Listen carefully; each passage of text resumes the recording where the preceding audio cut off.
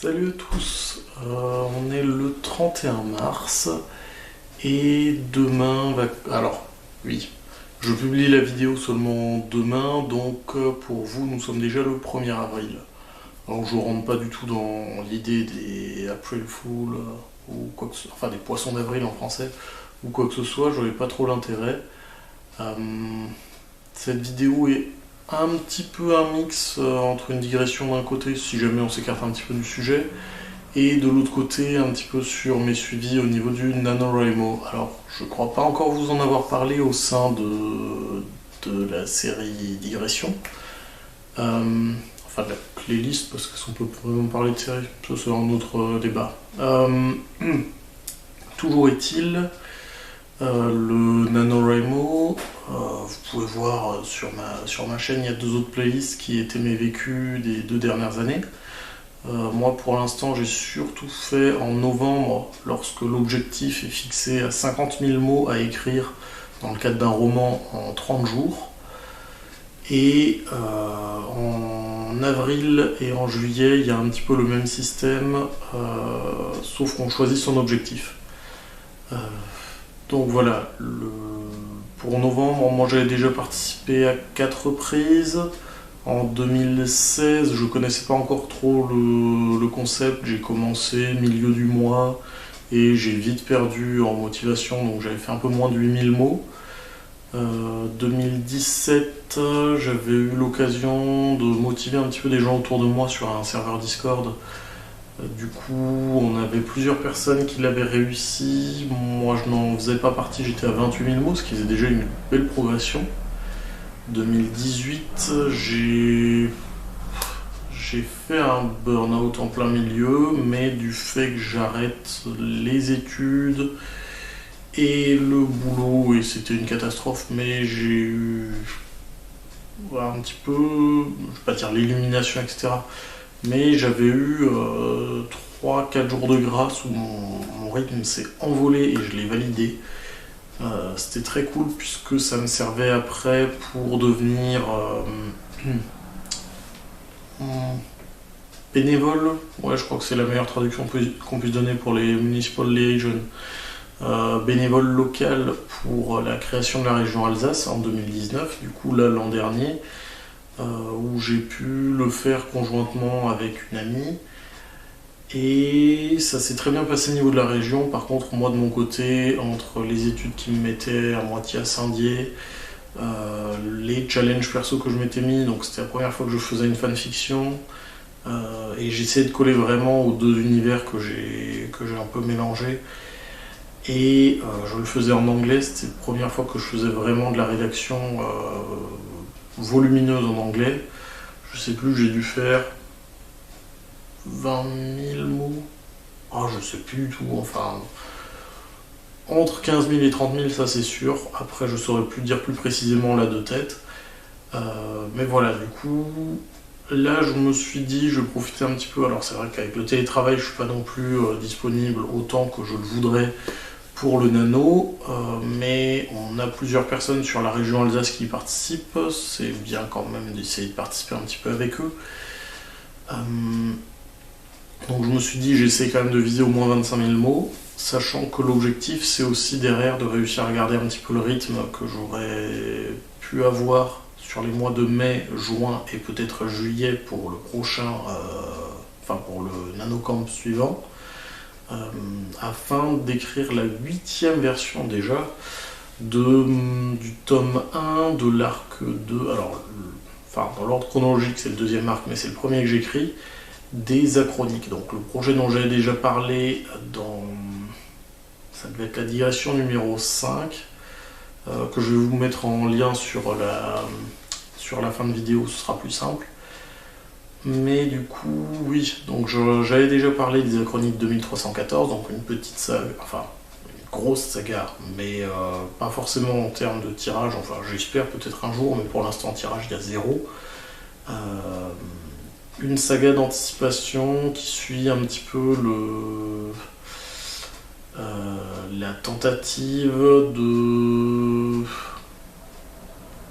de retour au pouvoir d'une héritière de la mafia, qui malheureusement est dans un ordre mafieux qui est particulièrement conservateur et phallocrate.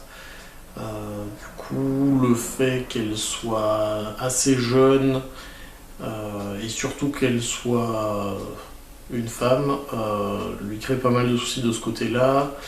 Il y a une grosse mutinerie qui s'est mise en place, du coup il faut qu'elle arrive à trouver des alliés, un petit peu là où elle peut, afin de récupérer son dû. Donc voilà, c'est un assez gros projet. Et je suis assez désordonné de manière générale, mais pour l'écriture, tout comme pour mes bibliothèques, je suis quelqu'un de perfectionniste. Donc il y a un ordre particulier dans mes bibliothèques auquel je tiens. Ma mère en avait fait les frais une fois quand on a échangé nos chambres et qu'elle a déplacé mes livres sans moi. Mais voilà, et pour l'écriture, c'est terrible de se dire qu'au bout de 7 versions, il y en a encore aucune qui me convient. Pourtant, je vois totalement le potentiel de mon projet.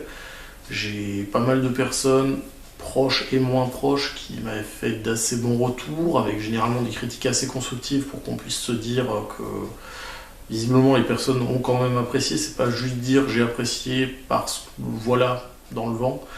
Il y a j'ai apprécié parce que, et quand les personnes soulèvent de manière constructive des points, par exemple, moi j'aime pas le fait qu'il y ait autant de descriptions, tu nous imposes un petit peu ta vue de la scène, ou à l'inverse des personnes qui disent ça manque un petit peu de profondeur au niveau des personnages, il faudrait peut-être un petit peu plus de description sur le caractère, etc. Visiblement, c'est que le reste a vraiment été apprécié avec une juste valeur. Enfin, j'espère. Mais voilà, se dire au bout de 7 réécritures, pas toutes jusqu'au bout du premier tome, mais déjà 2 qui avaient même dépassé le premier tome, se dire que j'ai toujours pas été suffisamment fier de ça pour le présenter à des éditeurs, ça pourrait être déprimant, et ça l'a déjà été. Mais là, actuellement, je pense avoir saisi un petit peu ce qui me conviendrait pour en faire vraiment une version qui soit présentable. Pour l'instant, en fait, j'avais beaucoup de problèmes à équilibrer justement au niveau des descriptions.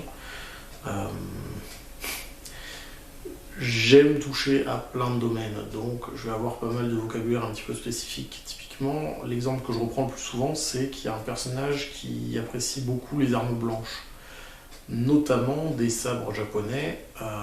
Donc le katana, il y a quand même actuellement pas mal de personnes qui savent un petit peu ce que c'est, surtout parmi les plus jeunes. Et là, quand je dis les plus jeunes, je pense aux 18-35 ans, de par les mangas principalement. Mais il y a une version un peu plus courte du katana qui est le wakizashi, et ça je l'utilise, et lorsqu'on utilise de manière appairée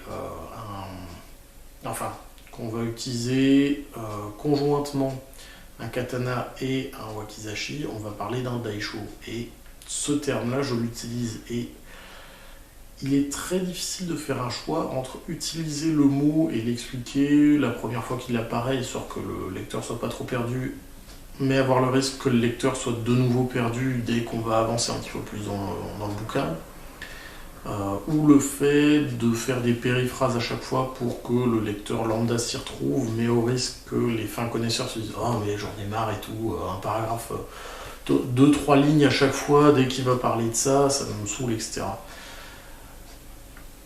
Du coup, l'une des idées, c'est de reprendre ce mot-là et de le mettre directement dans les annexes à la fin, de faire un petit peu un petit dictionnaire pour les mots spécifiques. Ou alors, et j'adore Terry Pratchett et les Annales du Disque Monde, donc je vais verser là-dedans, c'est faire des notes de bas de page. Alors, bien entendu, pas qu'il y ait profusion non plus, parce que si c'est pour que ça prenne un tiers de la page à chaque page, c'est dommage et le lecteur va se sentir floué quand il n'a pas besoin de les lire, parce que ça fait autant de volume en moins sur le bouquin. Enfin, autant de volume en plus qu'il aura payé alors que ça l'intéresse pas forcément. Mais de temps à autre, pour les mots les plus complexes, je pense que ça peut être une bonne idée. Voilà, on s'est pas trop écarté du sujet, mais je vais quand même me mettre en digression, puisque on partait du nano qui... Ah bah oui, c'était ça que je voulais dire à la base, comme quoi je m'étais vraiment perdu. À cause du Camp Nano, je vais bien sûr être un peu moins dispo, donc les digressions vont certainement s'espacer, même si je préfère garder une légère croissance petit à petit sur la chaîne, donc je reviendrai peut-être si je vois que l'audimat s'effondre.